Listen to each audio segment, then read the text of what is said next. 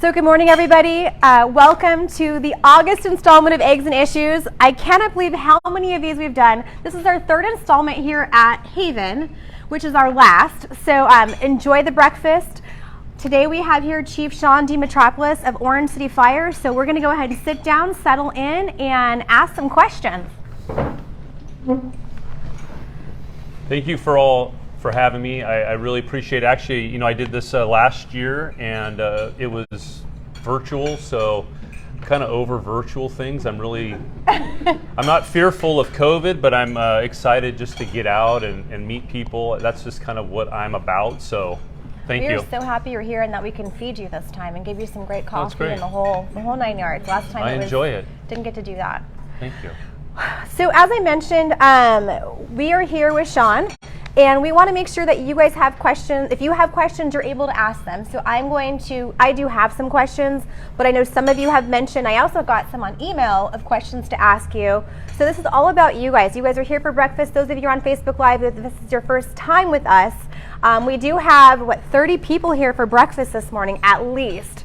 So that's the clinking you hear in the background is people eating a delicious breakfast.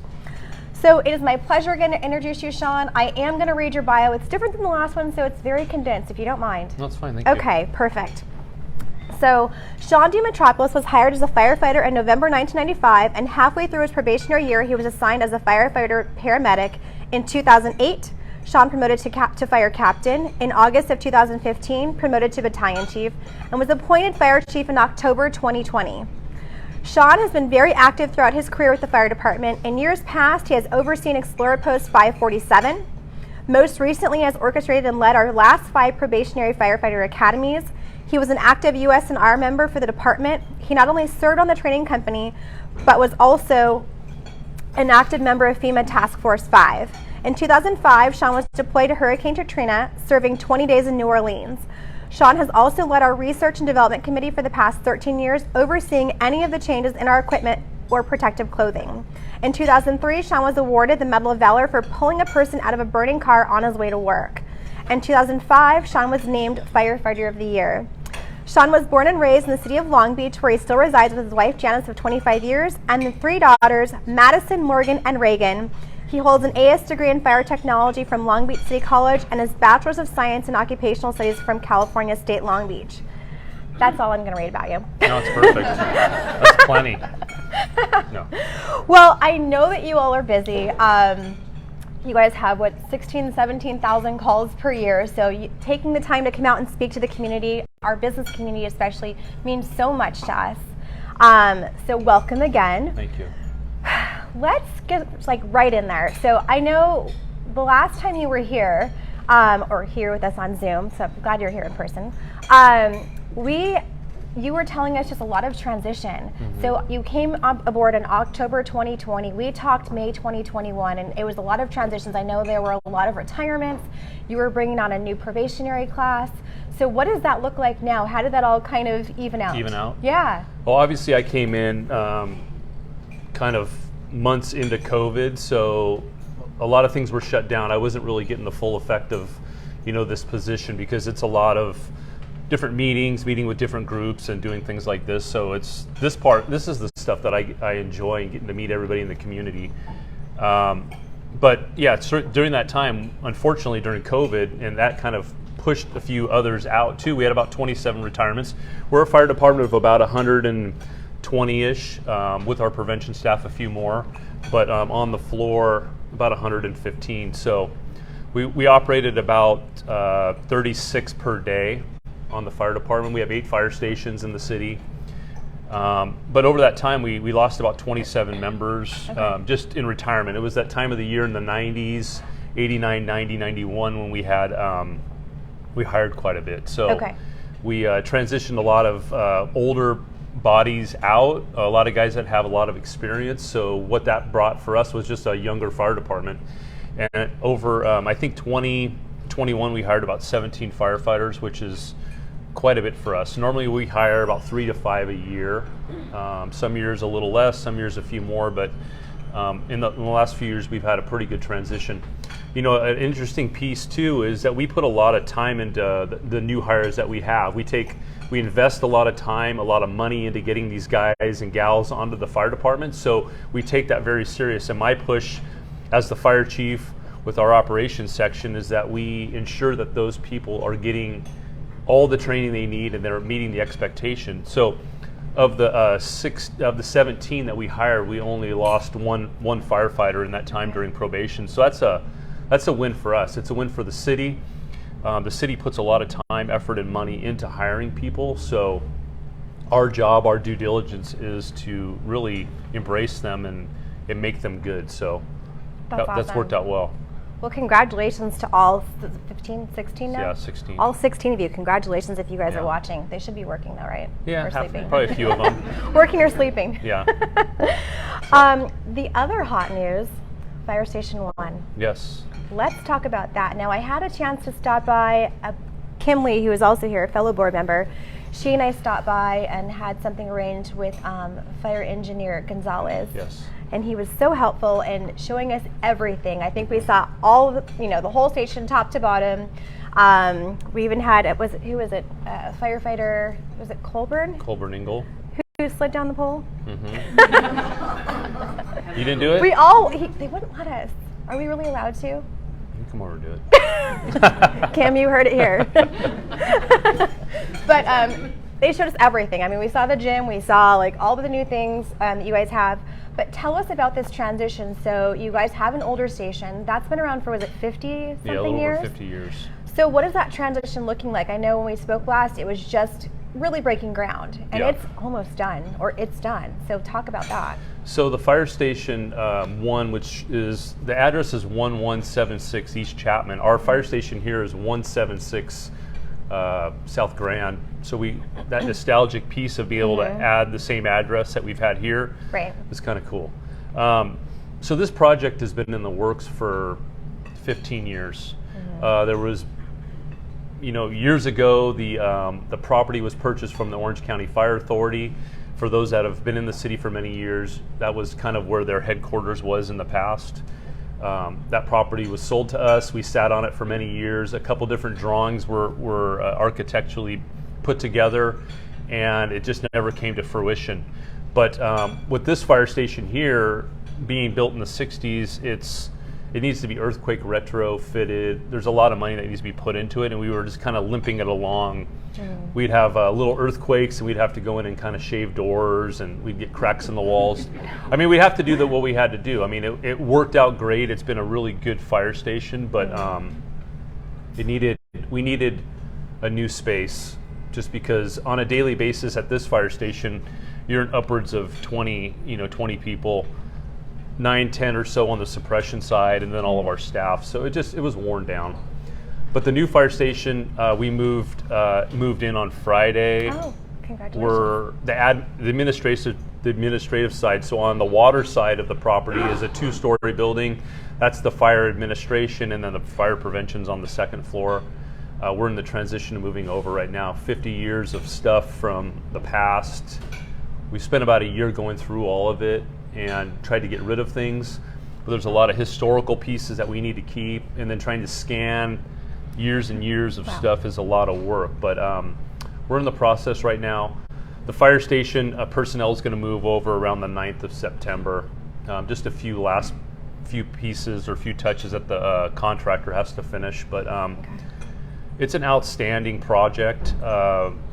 Originally, the city had pulled out a bond for $34 million to do the project, and it came back in at about between 21 and 23 million, which was, I mean, crazy. We were expecting the higher end just because of the time, but to the city, outstanding, perfect timing to do this. Taking the bond out and getting the money at a real reasonable price was outstanding. So it's just been a really exciting project. And I'm just here in this position, not, I get to reap the benefit of the new station rather than, those in the past that have really put the time into it. Right. So size-wise, what's the difference between the two stations? The station over here on Grand Street has a basement and then 2 floors. The new fire station is about 29,000 square feet. Okay. We took an old building in the back, and you guys are welcome at any point if you want to come by and take a look at it. It's an amazing process, amazing building. But we took an old, worn down 5,000 square foot metal clad building on the backside, which is red now, and 100% repurposed it. So it's a thing that we need. And really what you're seeing throughout the communities is in order to operate as a fire department, we have our frontline apparatus, our frontline truck companies, our rescues, but we need to have backup apparatus for when those go down or when we send resources up north or out of the region. So we run out of space. The fire stations back in the day were built just to accommodate the resources that they had at their fire station, but now we need to have space to really store that stuff. So. Right. Will some of the items stay back at the other station, or will that completely close, do you think? It's this is going to be completely closed. Okay. I know the council's in the process of deciding how to purpose the property, but okay. Like I said, they've done their due diligence with having somebody come out and assess it and give them an idea what it would cost to really keep it up and running. So that'll be a decision they'll make. Okay. And I know last month we hosted City Manager Rob Houston, and he mentioned the possibility of like an official open house for people to come by and see the station. Do we have any timing on that? I know he mentioned the timing was yet to be determined, but we thought maybe by now. Yeah, we planned for the 22nd of September, but with the construction piece, we slowly were pushed back. So as of now, October 20th, we're going to be doing a open house at 10 a.m. It's kind of an odd time, but we need to be within reason. We're expecting probably actually 400 to 500 people. I'm sure. All of our past employees want to come see this. It's something that's really nostalgic to them and a big part of history. A few months ago, with all of our retirees, we had them down and did a closing of this fire station. So we did a breakfast for them, let them walk through. So we have some retirees that are in their 80s, right. Came from out of state. It's just we needed to pay our respects to those that had worked in it before. So that's amazing. It was nice. I know it's going to be an amazing event, so we'll make sure and add that to our calendar as well, so that people have the opportunity to come out and That'd see be great. that for sure. Yeah. Another thing, when we were at the station, they mentioned some changes to the paramedic subscription program. I know that's been around since about '95. Perhaps a name change, a rebrand. What does that look like, and how should we all be taking advantage of that? So first off, I am so far from understanding the techie side of just rebranding. I was thinking it was a lot easier. No. So in '95, I got hired as part of the paramedic program that was put in place.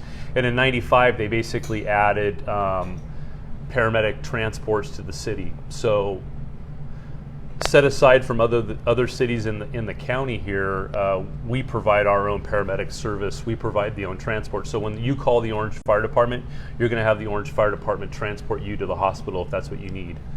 So over the years, as we got busier and busier, we had to add ambulances. So we added a fourth about 5 years ago. Okay. And then we got to the point where we get busier and busier annually. So just recently, the council approved us adding an apparatus or an ambulance operator program, and that's basically we bring in all these younger people that are graduated from the fire academy that want to be firefighters, and it's a program where they come in and work in the fire station and they help us with the transport. We're going to still maintain paramedics on 3 of our transports, but 2 of them are going to be basically a BLS, basic life support. So if you fall down, break an ankle, something on the minor side, we can use them instead of utilizing our paramedics to transport. The program in 1995 started, I think, at about $36 a year you would pay as a subscriber. It bumped up to $48 a number of years ago, and then we hadn't had a change in probably about 10 years. So the council also approved us increasing the fee a bit because, as you guys all know, insurance is through the roof. To either for your employees or individual insurance. It's crazy. I don't know how we're going to do it. It continues to go up annually, so we bumped ours up $12 a year, so basically $1 a month. So we started the branding process in the beginning of the year. Didn't realize, like I said, I'm so far from understanding the greatness of technology and the way the QR codes work and having your site. So it's been in process for a number of months. We still have more to come. We're going to launch a flyer to all the residents in the city also. But what I passed out for you guys is just a QR code. And basically, just so you understand it, if you call us to your residence, and whether it's for you, anybody in your family at that address, you pay $60 a year.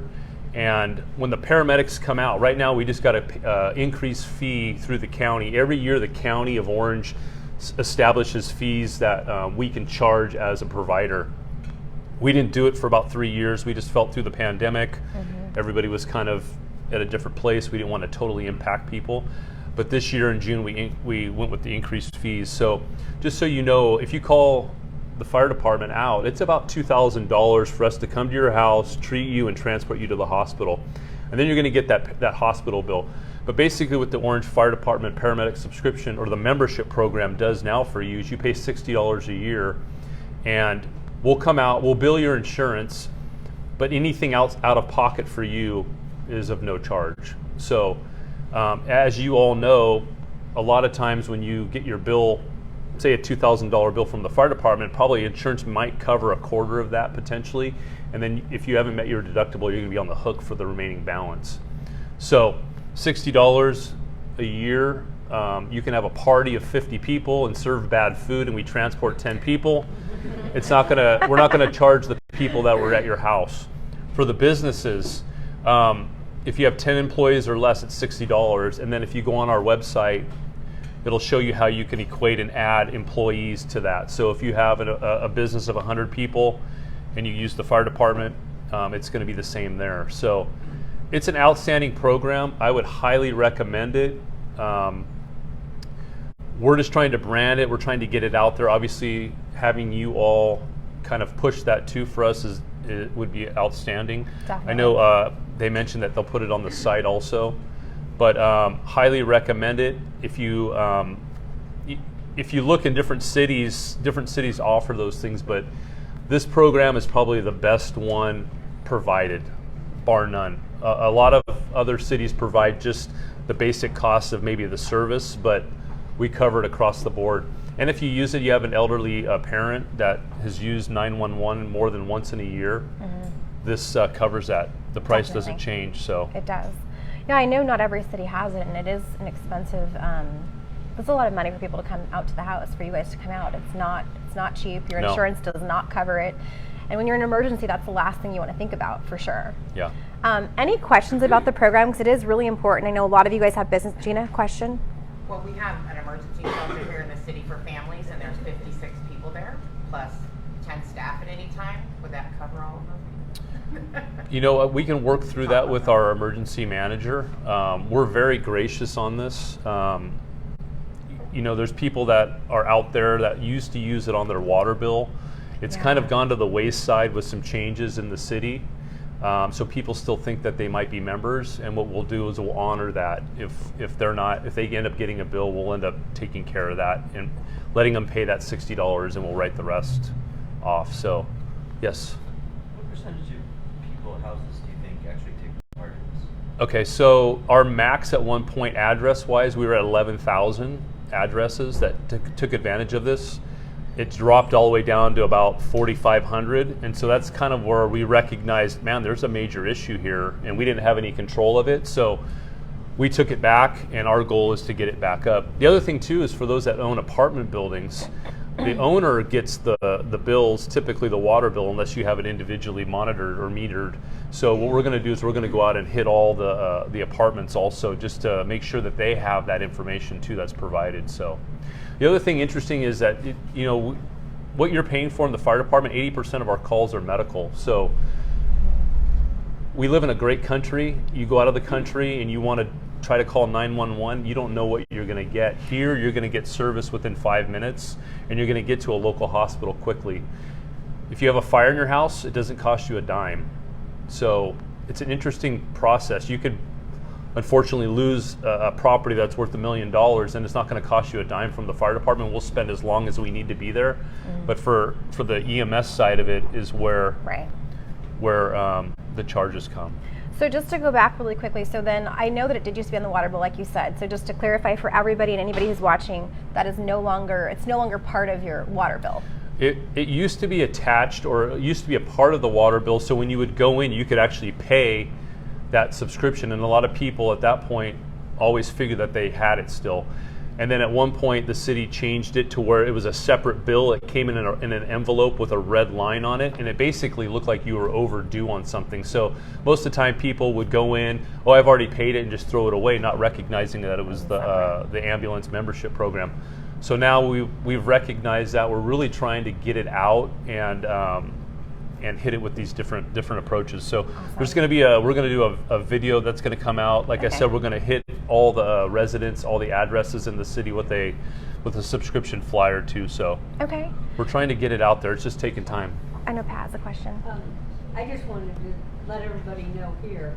Now it's been a while, but most of you know that I had some back problems, and in November of 2018, I had to call. The first time, I've lived in Orange for 46 years, first time I ever had to call, and your personnel, your paramedics, could not have been nicer, more concerned, more gracious and helpful than these gentlemen were, because I crawled to my front door, because I live alone, and had it unlocked for them, but they got me to St. Joe's, and I got the treatment I needed to be able to come home. But I can't tell you how wonderful your service is that you provide, and for $60 a year, it's pretty awesome. Thank you, Pat. I love hearing that. You know, I trust and believe that our paramedic firefighters and the people that show up to your house are going to provide you the service you need. Rarely do we hear of bad outcomes, but you know, that's the expectation. They need to go and provide that service. You guys, you pay for our service, and you should get great service. So thank you. Thank you very much. Thank you. We can talk really quickly about wildland deployment. So I know when we visited, we saw that you had one of those bright green engines. I don't know what type it was. I'm sure they told us, but I don't remember. And I know you had received one you had just received one in last year. So I think it was a Type 3. You were set to receive a 6 and a 1. Yep. So how is that going? And what was that? I think that one was number 1315. What type of engine was that?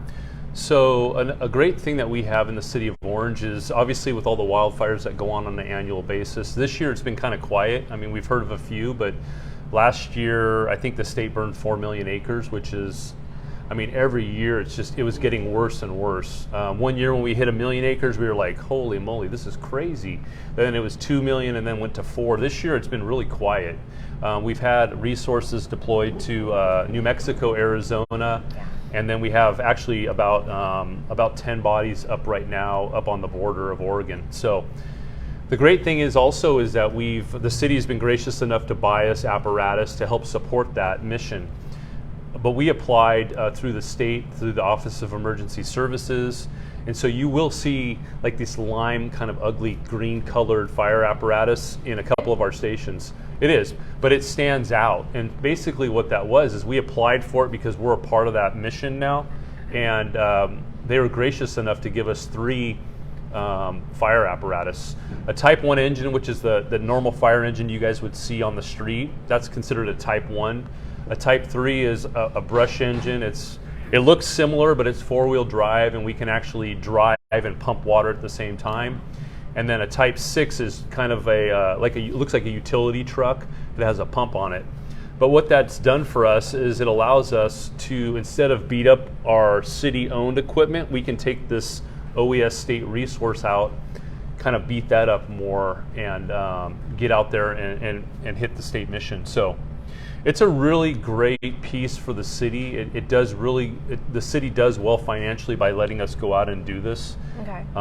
So we try to support that mission all the time, and the summers get busy. Our people know that, and at certain times we've had up to 25 bodies out, supporting the mission. Last summer, I think it started around June and it went till October, and we had anywhere from 10 to 25 bodies out. So it impacts us at the city level, but we have a constant manning to where every single day in the city of Orange you have the same amount of firefighters as you would on any other day. No matter what? No matter what. Okay. We don't shut fire stations down because we don't have personnel.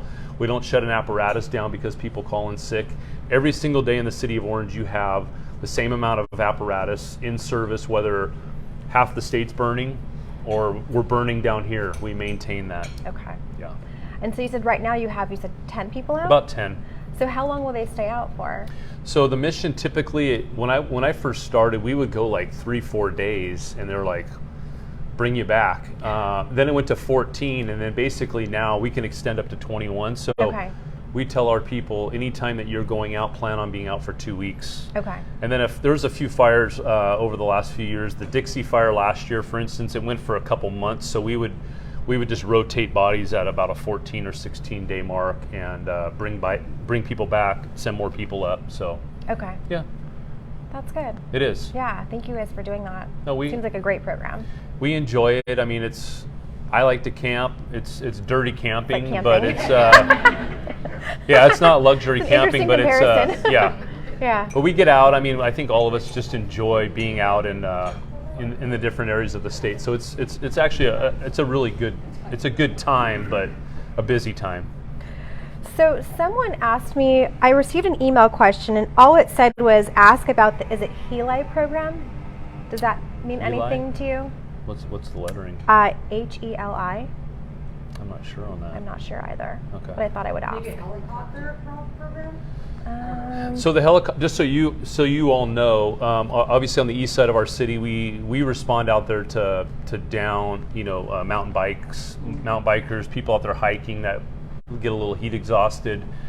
Obviously the wildfire piece. We have an agreement with the county of Orange at no cost that they provide us, in addition to the Orange County Sheriff's Department for those missions. So yeah, there's no charge to the fire department when we use those assets. Okay. And they're readily available. So if obviously we're not looking forward to that next wildfire on the east end of the city, but they will within 10 minutes be on scene to establish those lines. Very nice. Yeah. Okay. Thank you for your help, Angie. I was thinking it might have been Healy, but I mean, I'm not sure. I don't know. I was thinking something like oxygen related. I don't know what I was thinking. I have been taking up a lot of Sean's time with my questions. Good. What questions do you all have? Patty? Adrian Gasson on Instagram wants to know, how is the fire enforcing bush clearance for wildland fire needs in North and East Orange? Okay. So basically the brush clearance, there's guidelines that are established, not by us, but by the code. And we have assigned fire prevention personnel that go out and monitor that. Obviously with the new building on the east end, those guidelines are established right off the bat, but then also we go out and enforce that as best we can. Fortunately, most of the residents in the city of Orange see what can happen. We have the freeway complex, the canyon fires. It would be in anybody's best interest to make sure that they have the clearance required to not impact their homes. So we don't really have a major issue. We have a few properties out there that we work with on an annual basis, but for the most part, people in Orange do a really good job of keeping their clearance up. So Nice. Yeah. Thank you for answering that. Mhm. I know Al brought up a good point. Al? Chief, Yes. when the department was started in 1905, it says in your history online that it was an all-volunteer fire department. Volunteers were paid 50 cents a call if they had to use water to extinguish a blaze, and they were paid a dollar if they didn't. Do you still have volunteers, and is that policy still in place? 50 cents and a dollar. I'd probably be arrested if we were paid 50 cents an hour or 50 cents a call. 50 cents a call. Yeah, you actually, thank you for that question. The volunteer program on the firefighting side has passed. We do not have volunteers specifically that go out and do the suppression side. We have volunteers. Obviously, our Explorer program is a big piece, which is a building program to help them become firefighters. But we also have a fire prevention volunteer program, which people who are interested on the prevention side of the fire department can come in and spend a day or two during the week and learn that piece. So right now, I want to say we have probably at least a dozen to 18 reserves that come in and work with the prevention side. They have the interest in the fire department, but maybe not the fire suppression side or the medical side, the prevention side. So we do have volunteers currently doing that. And then our Explore program, which is typically 14 to 21-year-old boys and girls that come in that want to be firefighters. That program has been in existence for many, many years.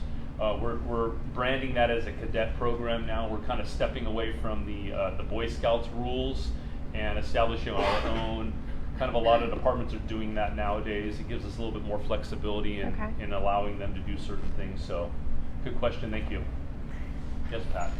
Have you given any thought, I don't even know if you ever have, had a citizens academy like they do for the police department, for the fire department, to give some of your citizens a better understanding, and then maybe they could help administrate, answer questions or something Sure. as volunteers. But there's a lot of people who I know, when they retire, look for things to do, and I'm wondering if you've ever given it thought or... We have the CERT program, the Community Emergency Response teams. So that's probably the closest thing to it, which is, we're unique in Orange because we combine police and fire. A lot of agencies or a lot of cities just do it with just the police department only. Okay. But it's a combined team effort in our city, police and fire. So you have both police and fire personnel out there doing the instruction, which is probably the closest thing to that. That's why I'm certified for CERT, but I'm going to go to the Police Citizens Academy too. Yes, actually, that's a good point. And then we do blanking out. What's the name of the program we do with bringing in the different business people? The Orange. Our Leadership Orange? Yes, the Yes. Leadership Orange. Sorry. Not through us. The Leadership Orange. Sorry about that. That's okay. Leadership Orange. I know that's going to kind of come back to Yes, a it bit. is. So. Oh, so fun. Yeah, that was Yeah, so that's fun. fun. We're definitely, if I can go to Fire Day next time, please. I need one more. Go ahead, Patty. From Instagram, Orange Councilman John deMetropolis wants to know if you can talk for a moment about how we assist our sister city in Mexico and how chamber members can help. Okay, so we have a sister city program. It's in Querétaro, Mexico. It's a program that was established like in the early 70s by one of our past retirees, and basically it's an effort that we've taken. So the city of Querétaro is about 1.3 million people, and it's a privately owned fire department. The city does not support the fire department. They generate funding through a committee that they have. They have 6 fire stations there in the city, and actually right now we have about 7 people down in Querétaro. We try to go annually, and then they come up annually. And what we've been able to do is donate our fire apparatus to them, all of our hose, our breathing, the tanks we wear, the SCBAs. Mm-hmm. At some point in the United States, it's regulated by NFPA. So at some point, this equipment we can no longer use safely.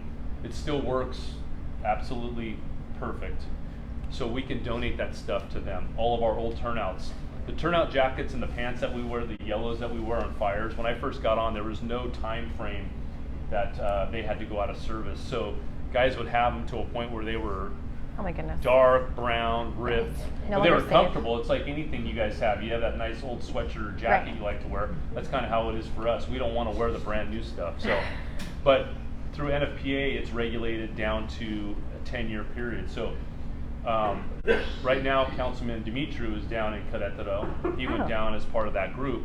Very nice. And it's a pleasure, actually. These people are wonderful people that are working hard just to support and stimulate their city. So our push is to donate whatever we can to them. They come up, they pick it up, they work it through customs going into Mexico, they get it down there.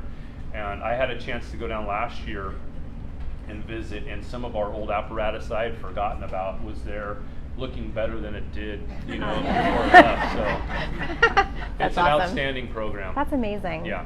Is that on? I looked for that on your website. I couldn't find anything. Is that on the new website or not yet? I'll check to see. We Okay. have to Just do so that. everybody can. I want everyone to be in the loop. We have time for one more question. Frank had his hand up for a while. Oh, I can sorry. take a few more. Hi. Okay. Okay. I was wondering if you could share any of the ideas that have been kicked around for what's going to happen to the old fire station in terms of its purpose and maybe what you'd like to see happen to it. Like I said, it's been around 50 years. We've kind of worked with it over the years, just on different events that have occurred.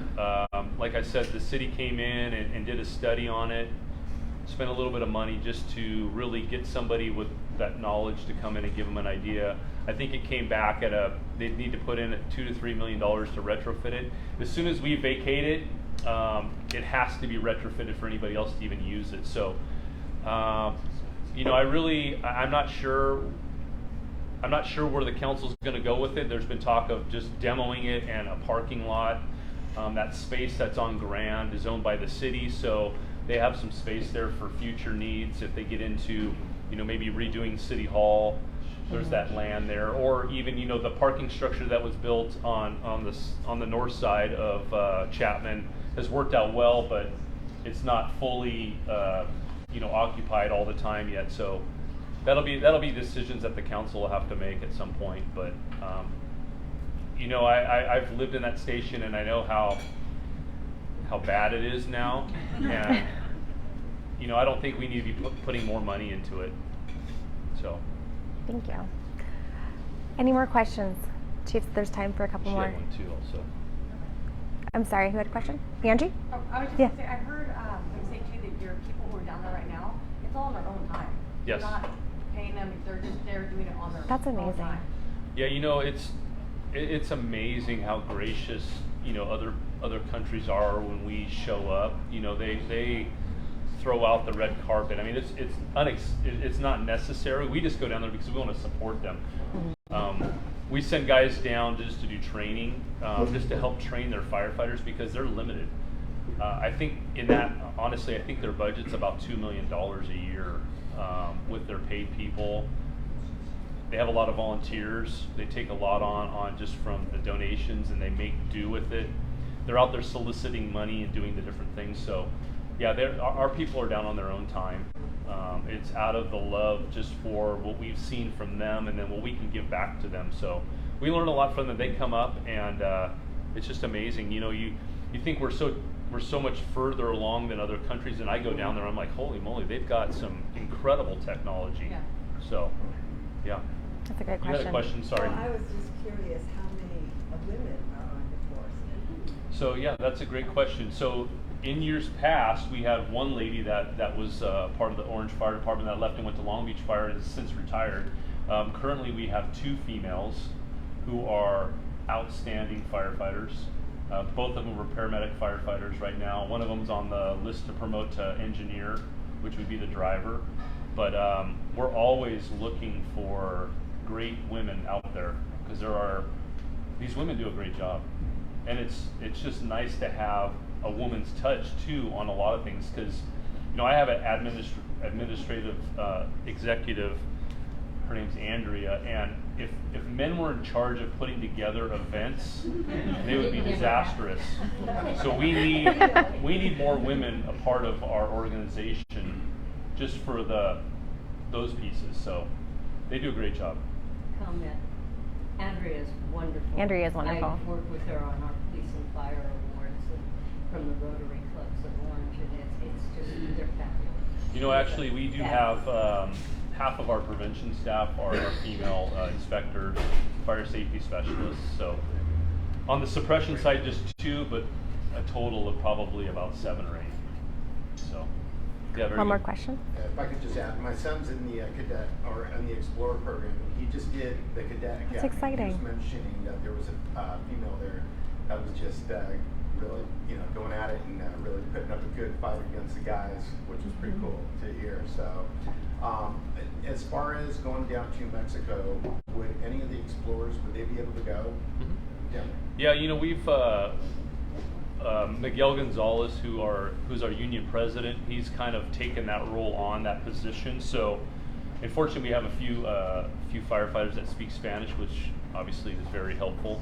So yeah, we're gonna be down there probably a couple times a year. One time, like in the spring, to do training, and then in the summer for the ambassador piece, along with just figuring out their needs. So I think definitely, I mean, obviously with the parents' blessing. My son's bilingual. Spanish is his first language, so.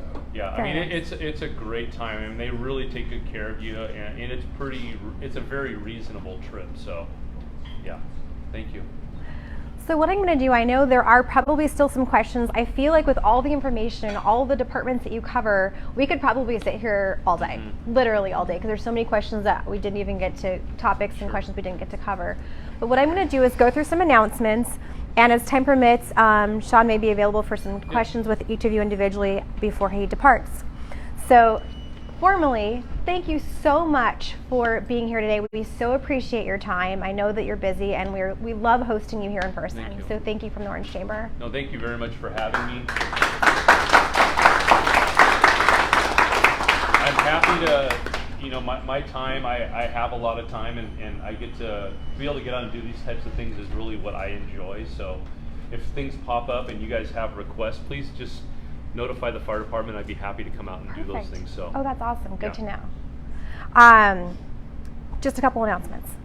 So we have B&G, that's the first and third Wednesdays. So the first Wednesday is a breakfast. It's at Rockwell's in Villa Park. The third Wednesday is a lunch at Zito's on Tustin Avenue.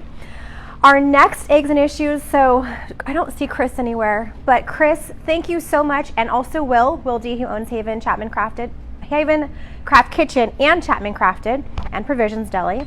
We thank you so much for allowing us to have our breakfast here this entire summer.